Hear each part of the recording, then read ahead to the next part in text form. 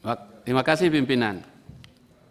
Saya memang datang lebih awal mempersiapkan diri dengan sangat serius dari fraksi Demokrat, misalnya. Seandainya pun nanti ada waktu yang cukup bisa diputar. Tapi pagi ini saya siapkan betul Pak Kapolri dan pimpinan. Saya ingin juga mengingatkan di atas balkon ada tamu kita yang kemarin kita undang juga, pengusaha petani madu.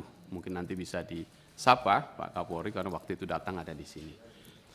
Baik, dari paparan yang sangat panjang dan cukup panjang ini, kita mendapatkan dana yang sampai 111 triliun meskipun ada automatic adjustment 1,9 triliun waktu itu, tapi hasilnya disampaikan dengan sangat lengkap. Saya mohon nanti pimpinan Pak Kapolri juga membagi kepada kita presentasi yang menurut saya tadi penting untuk kita.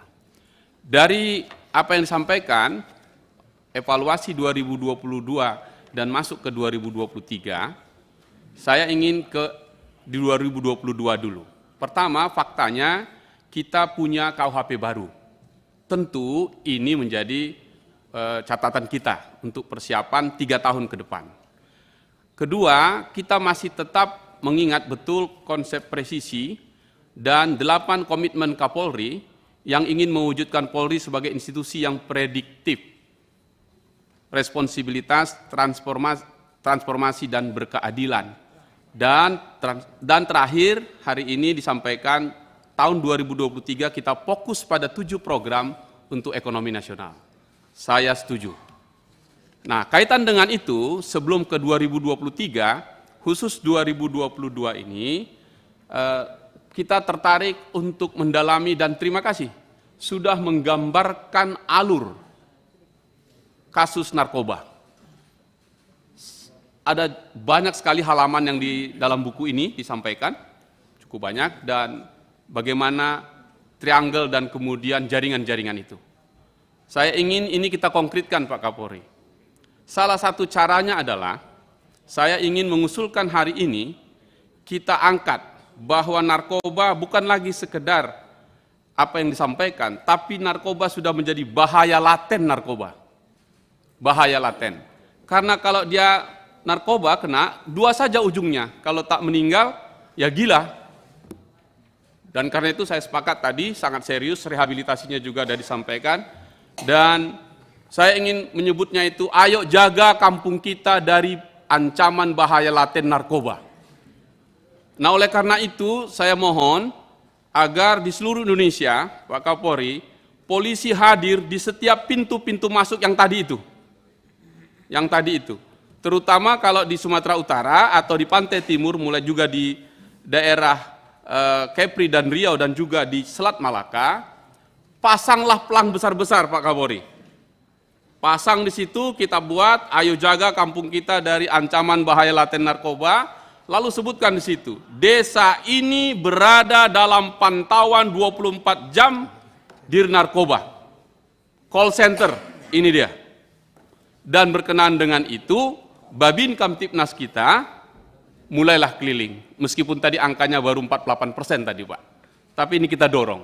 Dengan begitu, jaringan yang digambarkan tadi, kita ikuti dengan hadirnya kepolisian di situ. Dari situ, Pak Kapolri, dia hadir kepada sektor ekonomi di mana Indonesia punya 14 perusahaan nasional kita tentang perkebunan. Belum lagi yang swasta, katakan di sawit. Jumlah kehilangan asetnya karena pencurian sawit tinggi sekali. 7-45% TBS-nya hilang karena dicuri. Sebaliknya pencurian itu terjadi karena narkoba. Jadi curi 3 tandan, 1 bayar narkobanya, 2 untuk dia. Begitu juga nelayan, kalau dia pergi, para nelayan itu dikasih doping, gajinya dipotong, dan seterusnya. Nah, oleh karena itu jangan tanggung Pak Kapolri, kita lakukan, kita kejar tadi jaringan itu dengan menutup titik-titik di depan, dan dir-dir narkoba kita, satker-satker narkoba kita hadir di sana. Saya akan menulis banyak sekali tentang itu, dan tidak mungkin cukup panjang saya sampaikan di sini, tapi ini adalah buku kedua saya untuk Anda Pak Kapolri. Dan nanti akan saya berikan. Sebentar, saya akan berikan. Ini catatan selama 1 tahun penuh bagaimana narkoba kita bahas di sini.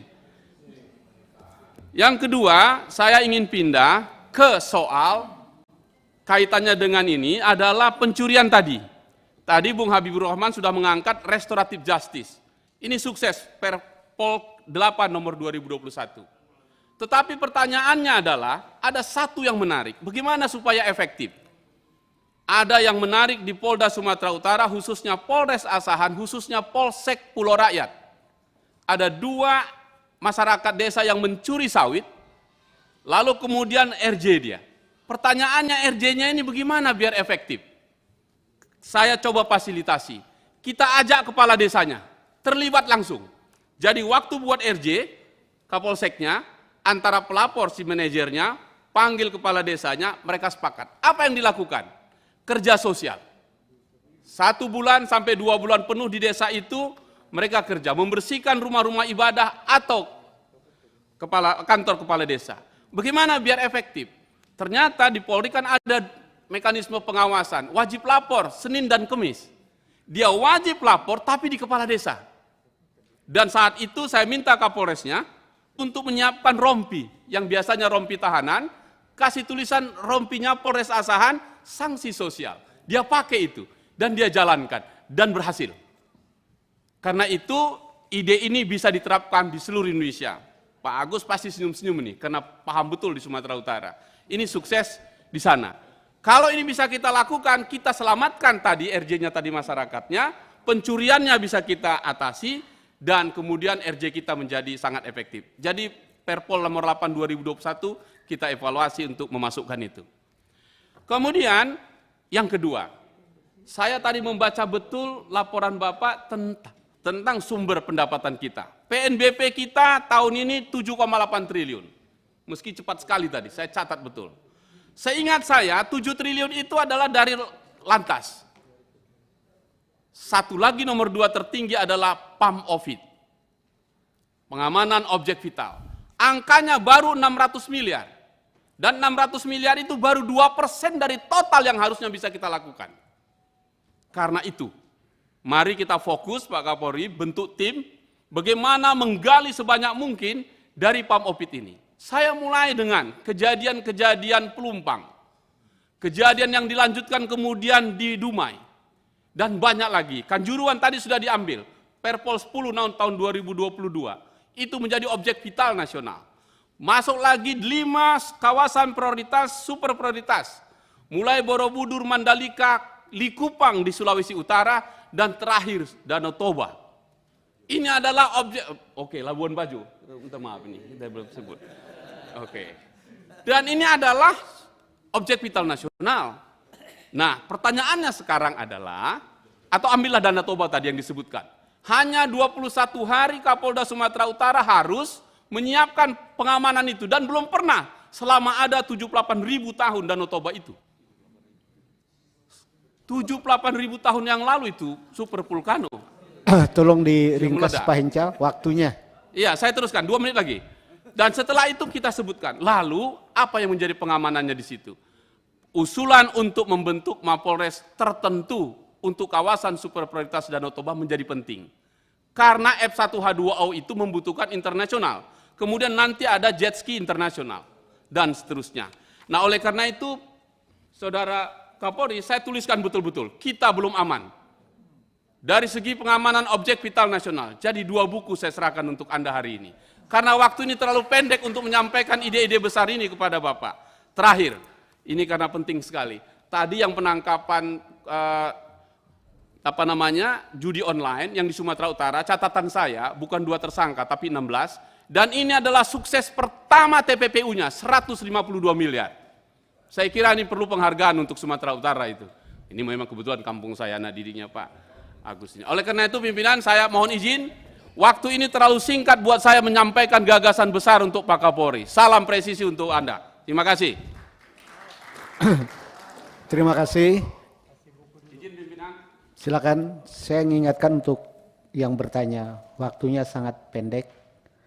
Kalau kita bagi-bagi sebenarnya 1 menit kan nggak wajar. Saya tentuin aja, paling lama 2 menit lah, ringkas saja.